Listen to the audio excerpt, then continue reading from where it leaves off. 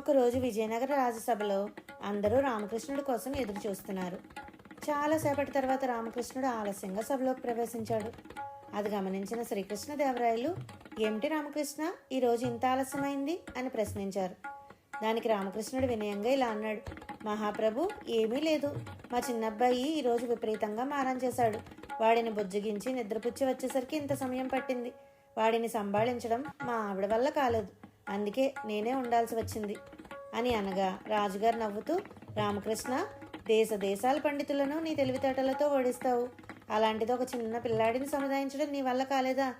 ఏదైనా ఒక బొమ్మో తాయలమో ఇస్తే పిల్లలు ఊరుకుంటారు కదా" అని ఎగతాళి చేశారు. అప్పుడు రామకృష్ణుడు, "మహాప్రభు, పిల్లల మనస్తత్వం మీరు అనుకున్నంత సులభం కాదు. కావాలంటే మీరే తండ్రిలా ఉండండి. నేను పిల్లాడిని అవుతాను. అప్పుడు మీకు అర్థమవుతుంది" అని ఒక ఆట మొదలుపెట్టాడు.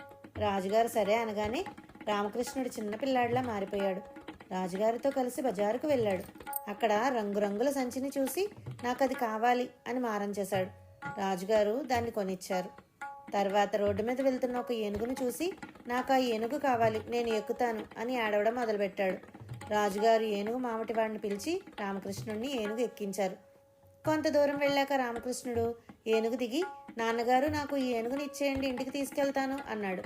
రాజుగారు తన చేతి కడియాన్ని మావటివాడికి బహుమతిగా ఇచ్చి ఆ ఏనుగును తన కొడుకు పాత్రలో ఉన్న రామకృష్ణుడి కోసం కొనుగోలు చేశారు. కానీ అంతటితో రామకృష్ణుడు ఆగలేదు. అప్పుడే అసలైన మారం మొదలుపెట్టాడు. "నాన్నగారు, ఈ పెద్ద ఏనుగుని ఇప్పుడే మడతపెట్టి నేను కొనుక్కున్న ఈ చిన్న సంచిలో పెట్టండి. నేనే దీన్ని మోసుకుంటూ ఇంటికి తీసుకెళ్తాను" అని మారం చేస్తూ ఏడవడం మొదలుపెట్టాడు.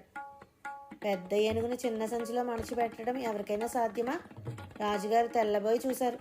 పిల్లల కోరికలు ఎంత విచిత్రంగా అసాధ్యంగా ఉంటాయో రాజుగారికి అప్పుడు అర్థమైంది. రామకృష్ణుడి సమయస్ఫూర్తికి మెచ్చుకుంటూ రాజుగారు 100 వరహాలు బహుమతిగా ఇచ్చి అతడిని ఇంటికి పంపించారు.